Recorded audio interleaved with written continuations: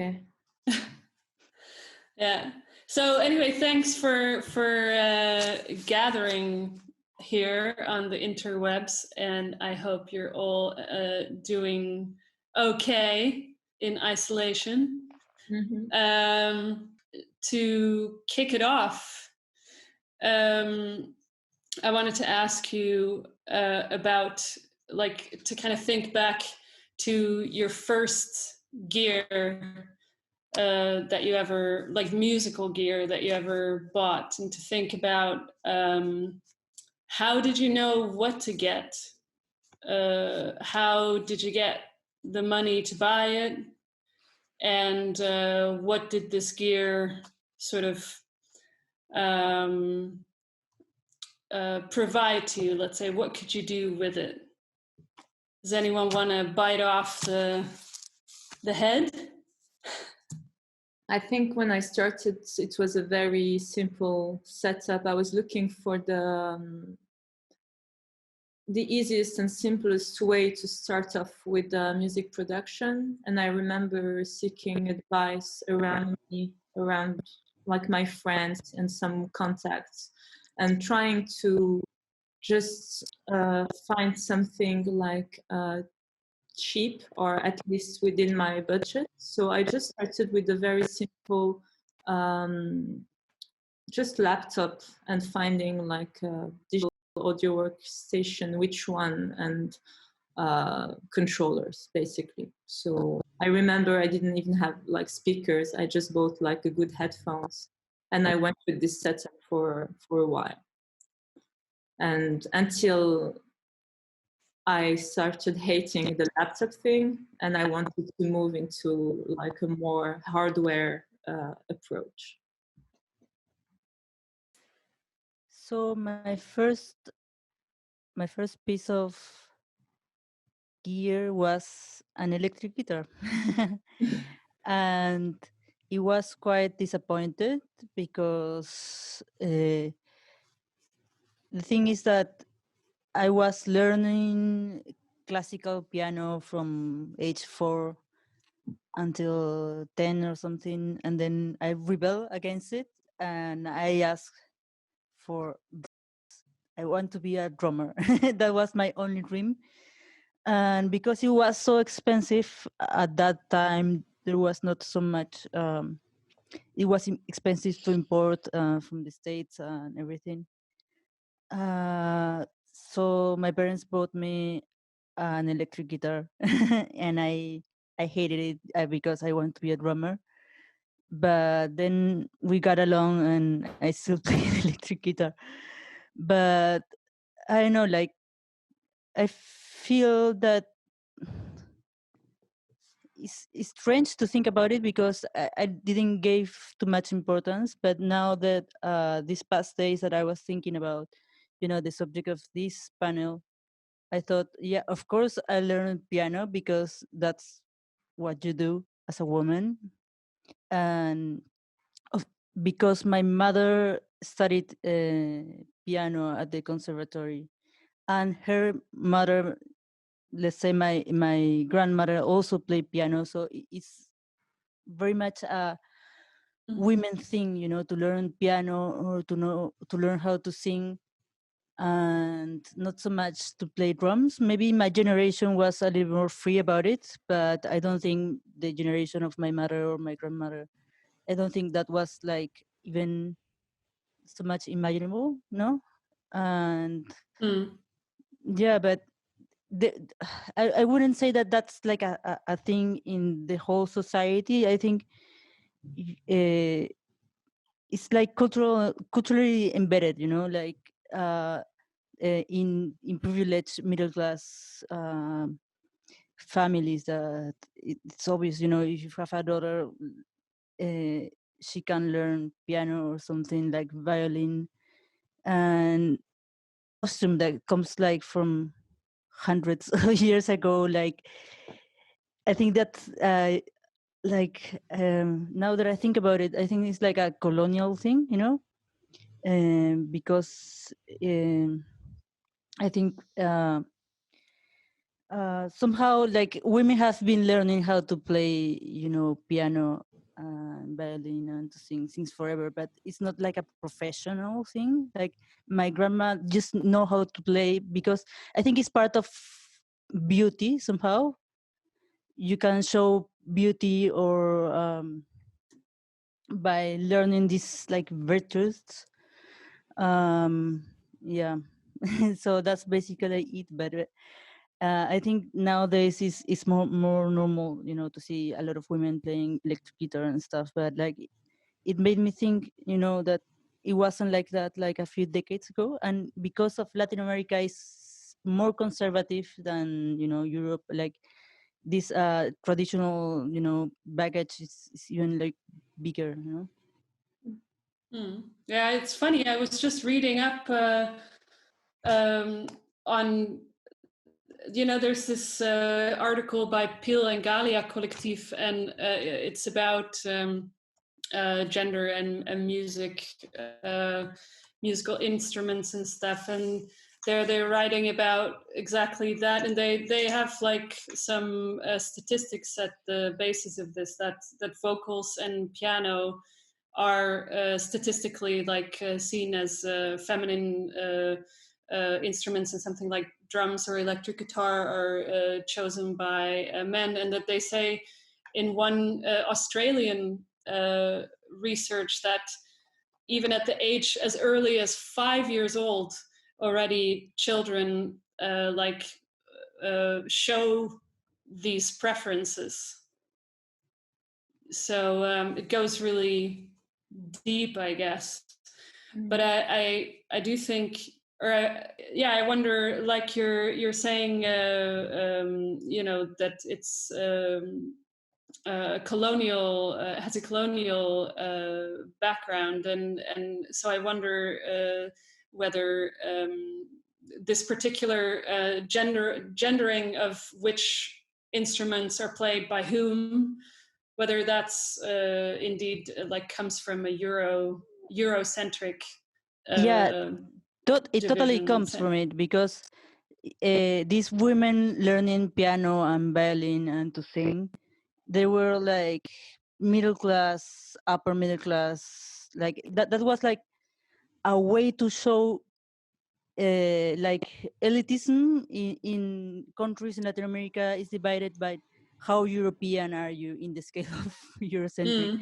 So like to learn how to play classical European instruments is like a way of showing, your whiteness stereotype beauty, and yeah, it's totally related to race in that sense. But I don't think that my mother was thinking like she's really progressive, and not Catholic at all. She was not thinking like, I'm gonna follow this, but it's so culturally embedded, in society, that it's like the fish that doesn't know that lives in water, but because it's just like that, like, and no one thought about like going against it. So it just reproduces every generation. And I think nowadays it's a bit more contested, but it has been going on for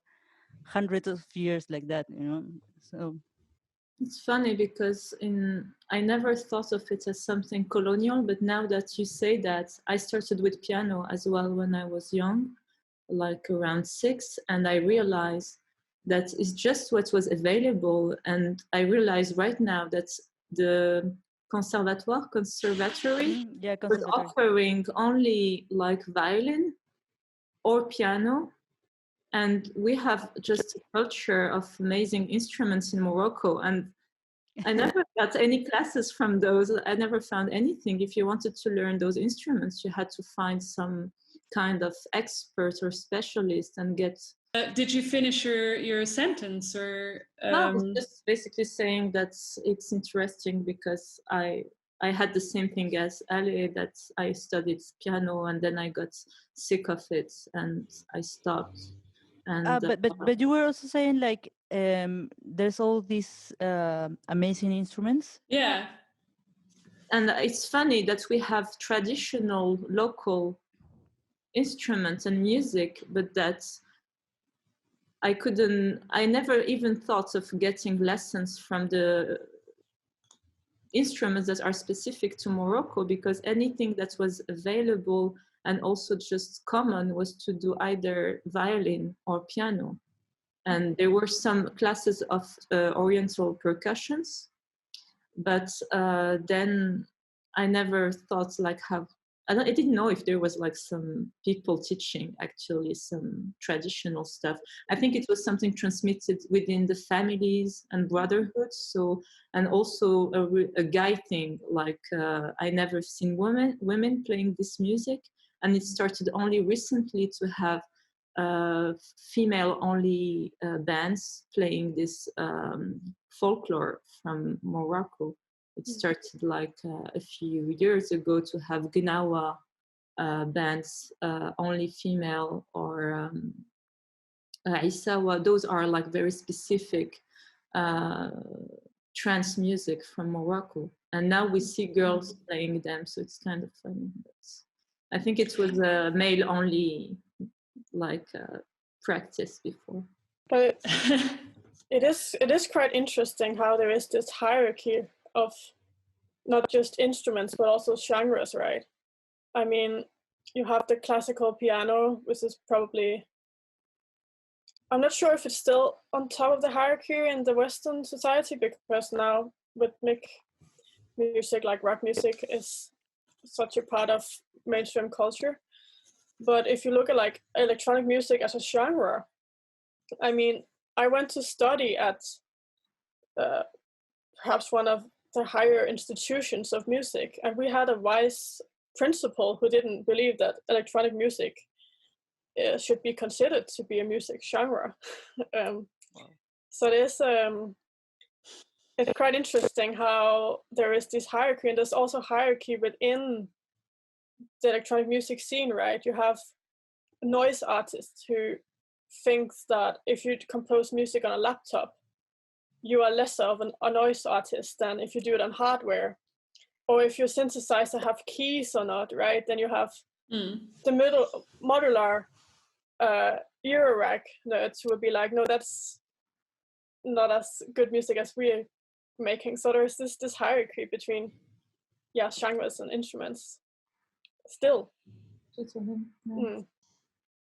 That's why I asked you guys this question, you know, thinking about gear as like something that costs money to get, and how do we get money when we grow up? So when we if we are young when we get our first gear, maybe it depends, you know, on the money that your family has, whether or not you're able to, let's say, get an electric guitar, or you're able to get like a laptop and an interface and a microphone or something, like just this like basic stuff to first get going. I guess I took that somewhat for granted, I think, when I was like 22 or something like that. But it really opened up my possibility to start actually making my own music and start playing gigs and actually become a part of the music environment. So I'm thinking, you know, not everybody has access to those things already at the very first step, already if you're just talking about just getting the first things, let alone if you're talking about like, you know, being a professional musician, working musician, and then maybe you're getting more stuff and fancier stuff. What do you think? So when I knew I was interested in doing electronic music, I was like 17 years old, and I couldn't play any instruments. I still can't. But I had a teacher who showed me to record my own sounds and manipulate them in Logic Pro. And that was kind of the way for me. So back then I had no knowledge whatsoever of what I needed to start. I just knew that I needed Logic Pro, and to have Logic Pro, I needed a MacBook. So when I turned 18, I went straight to the bank and took a loan. And some people might see me or have this idea that I was an irresponsible choice. But that MacBook White, because that was back when they made computers in plastic, is like, the reason why I ever got into the music academy. So even though I'm kind of still is paying off that loan has kind of chased me around in my 20s. That was kind of my solution back then. Now, today, I know that I perhaps didn't need a MacBook, right? I could have gone and chosen another DAW and chosen to buy a Windows computer and saved a lot of money. But you just work with what you have and the knowledge you have, and then you try to find your head around it, right? I know so many people that buy so much stuff and they don't use anything. And I know a lot of people that don't buy anything and do a lot. The typical guy that buys like 10 guitar pedals and it's all he talks about. And I found that so uninteresting, when it's all about what you can buy and not about what you can do, For me, like, I didn't have like a big budget to buy things. So my guitar until 2 months ago was a Squire that cost me 200 euros, and I have recorded 8 albums and played 20 years with that guitar. So and a lot of people have told me like, oh, that's so unprofessional and that's like not how you do things. That's not the standard if you don't have a Fender or whatever. But all the guys that told me that like have done nothing so far. So I wouldn't be so worried about like what you can buy or not, because like I think people get really creative, at the end. Like I wanted to be a drummer, so I ended up like playing guitar because at the end you grab what is near to you and you do whatever you can with it. Like I think people get along. I even would think like having everything all the time, it's not the best. Like it can freeze you. If I had like 20 equipment that I don't know how to use, I don't know, like that's not very useful. I prefer to have one thing that I really know how to handle that 20 things. Yeah.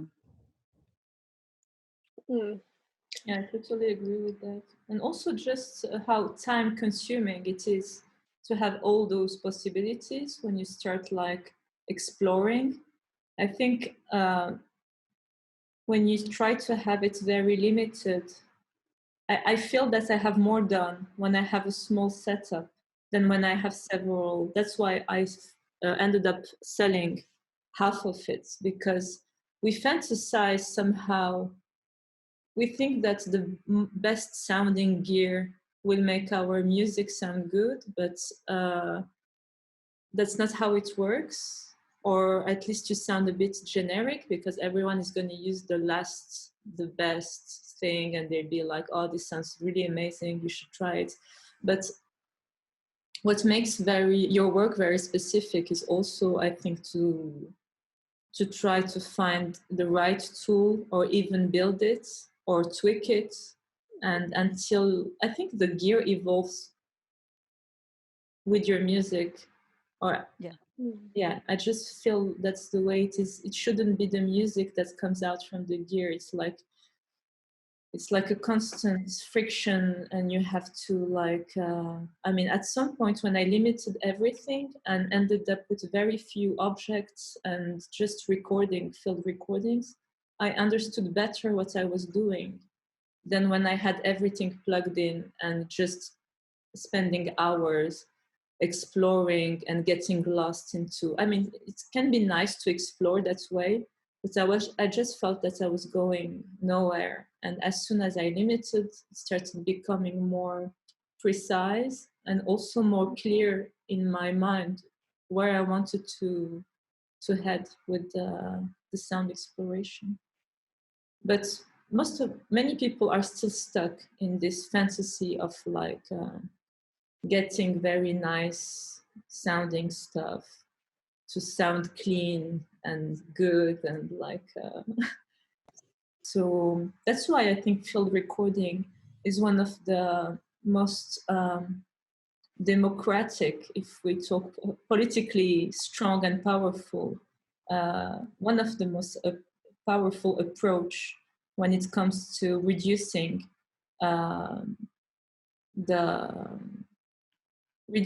like the differences between countries or between genders. Yeah, I think I also know, in any case, yeah, from Egypt, from Lebanon, I know like maybe the most female artists that I know from there are either DJs or they work with field recordings. Yeah. And it reminds me, Sukitoa, you also told me about this release of field recordings. Can you tell about that? A previous one, or? Yeah, I think you said you were along on a compilation of women working with field recordings. Is that right? Not women. It was more a platform for the Middle East and North Africa. Ah, yeah. Yeah. Do you want to tell about that? Yeah. So it's a platform we started a few years ago. It's called Taksim, and so I started working into like creating and building this platform in collaboration with two entities. There's Mid East Tunes. It's a streaming platform for independent artists of the MENA region. And UPA, Underground Producers Alliance, New York City-based collective of music experts offering music and sound education and art development. And so we all started building this, what we call borderless sound archive, and dedicated to just connecting connecting the artists of the Middle East and North Africa, and encourage them to collaborate and improvise and feed the platform, because the concept is to be able to download but also to upload sounds, and it's like a collaborative platform.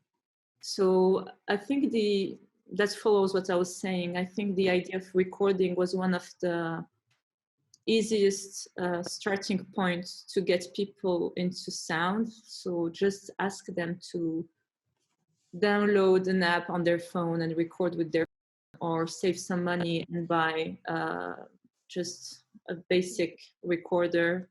My first recorder was like this very tiny Zoom, like the first one. It was like I mean, it's 100 in Europe, so maybe in other places it's a lot, but you can download an app on your phone, and it's very lo-fi, of course, but you can start with that. And so we try to break down the recording process so it stops being something like, because when you talk about field recording, it's like the world of sound arts, and in France, we have all this tradition of musique concrète. So it's really related to movements that are funded, that are male, like dominated scenes. And we just try to say, hey, field recording, you just go in the street, you start listening, and you record if there's something like that draw your attention. And we also tried to show them alternatives, like for example, if you can't buy a laptop because you record but then you have to produce something, so just apps, like for example, all the amazing apps you can find for iPads and mixers apps where you can run everything through it. And basically with an iPad and the recordings you have, you can start like having releases and produce albums. Or if you can't buy Ableton and get a license, get this type of open source software, like I think there's one called ardor.org. So we try to gather all the resources to make music production like more accessible for everyone, and with a kind of advice and following if people need to like have some advice on music production as well. Mid-East-Tunes, the platform behind it, like they say that it's like music for social change, but the platform is really like a very political weapon, because basically these people are restricted. I mean, so many countries, even Morocco, in my country, we're restricted sometimes in terms of movement and borders. It's not easy to go get some classes or get a workshop somewhere. So connecting people into this platform and offering like classes and some like ways to record and produce is great.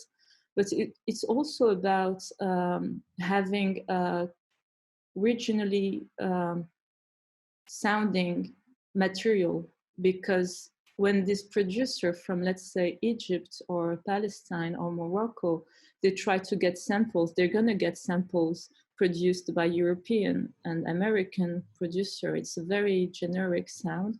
So we wanted to have like samples that sounds local, so people can also use the instruments that they have in each country, like the traditional singing, traditional voices, and sometimes politically spoken word that is censored in these countries. Many rappers in Morocco had problems. Some of them are in jail because they were talked about the government and stuff. So maybe have a free speech platform as well where this stuff can be expressed.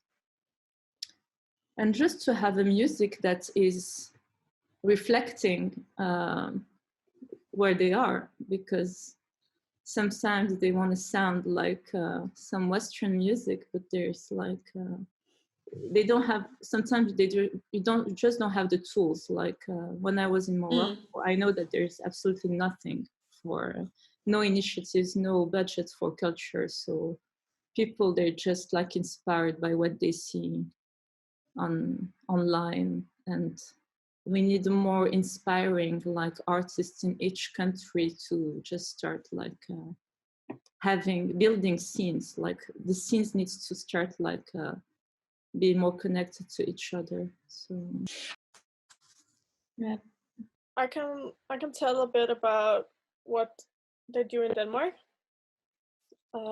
As mentioned before, we have this Beats by Girls, and we had a lot of like, it seems like it's becoming more and more popular. When you do a festival, you also do some kind of workshops. So for example, Strum Festival, Strum meaning electricity, they have this educational concept called Strum School. So basically they have an artist playing, and then you will have a workshop that kind of makes sense to that performance. And there is another festival called Spor Festival, which is more like new music, and they have what they call new music school for children. So that's kind of the only thing I know of. And then of course here in Oslo and all around the world, there is a lot of meetup groups. So for the Ableton community, there is a lot of people in the bigger city who have like Ableton live meetups. And here in Oslo, because we have NOTAM, the Norwegian Center for Technology, Arts and Music, they had a lot of meetups. For example, Max MXP and SuperCollider and everything. Because actually in the beginning of computers, if you could say like that, it was actually women who did the coding. Yeah. And then when the working class could suddenly afford to get a computer, they placed it in the men's rooms. And then all the young teenagers who were like male, they got into coding. But it is originally a female thing to code. Yeah, and also I guess oh sorry, go ahead. Sorry, it's true. Yeah, I forgot about that, but yeah, women were coders before men. Yeah, I think it's also because it was during the war, wasn't it? The war, So, yeah, like, all the guys were like fighting. Yeah. So yeah, we would put like to do the dirty work, and then when they came back, we had to go back into the kitchen, basically. Yeah, that happened. But now it's a new day. So I am starting to learn SuperCollider, not because of the lockdown. I was starting before, but just to inspire you a bit, because this thing about it's not visual, it's actually not that scary. You just have to see, like, instead of having a fader where you like turn the volume, for example, let's use volume as an example. You just write a number, but it's still visual because you set it up visually. So it's not, don't get turned off by learning to code because of the visuals, because it can actually be quite visual in SuperCollider.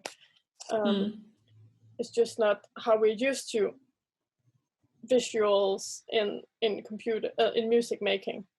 And where did you learn your first knowledge about SuperCollider? Where did you get it?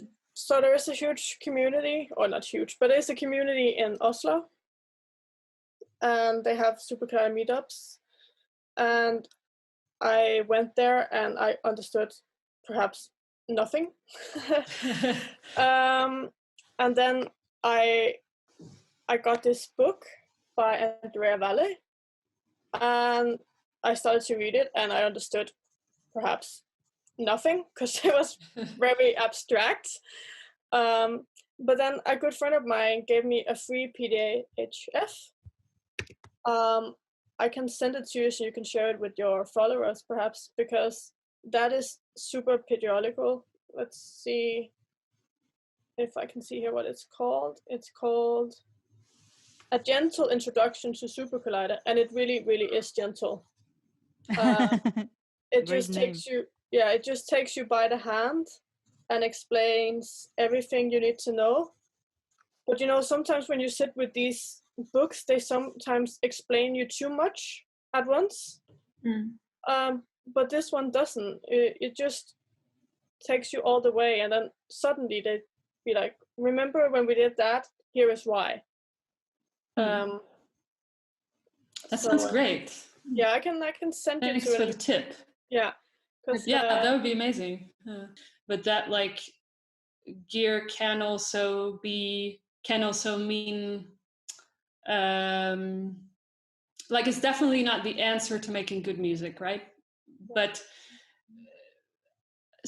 I have noticed, though, that there are, in any case, some musicians out there where then when I suddenly get access to a certain piece of gear and I play with it, I'm like, whoa, that's like really sort of facilitating me to do a certain thing. And then I realize, oh, now I get how they were able to do that, because they had this expensive piece of gear or whatever, and that it really like influences the music, for instance. But even though that there is a lot of expensive gear out there, I think it's important to say that electronic music is perhaps the most accessible music in a way. I know that, yes, you have to be able to buy perhaps an iPad or a laptop, but I mean, if you compare it to classical instruments, for example, they are way more expensive than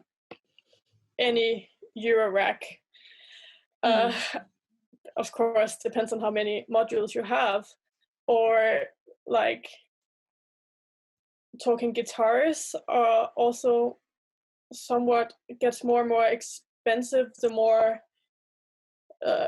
like the better you get at playing your instrument. Like if what you said about field recordings being the most democratic, I think that was a very good point of view, because to me electronic music as a genre is highly political. I mean,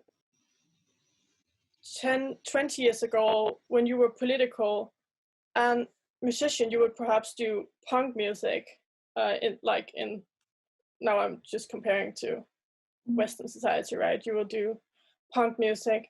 But nowadays, when you look at for example, feminists doing music, they're almost always being DJs or doing electronic music, because it's more accessible in a way, and it's more easy to at least participate in the DIY culture. Of course, the DIY approach is very empowering. I think the more people start building stuff, the more also they understand the basics of audio and electronics without getting too technical into it. You just understand enough to know what you're doing.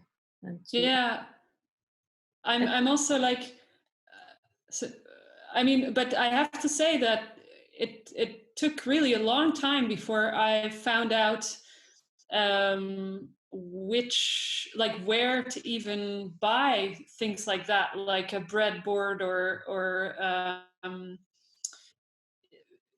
like resistors and transistors and stuff. And I had to go to a really specific, to a modular synth shop that I would, a couple of years ago, I wouldn't have dared to go there. Like I literally would not have dared to go there, because I know it's like a tiny shop. You're like the only person there. And this one, there happens to work a woman there. And so I had already met her before once. So I had an agenda to talk to her. But I think for a lot of people that would already be maybe a step too far. And she told me about these websites where you can get these components for DIY stuff.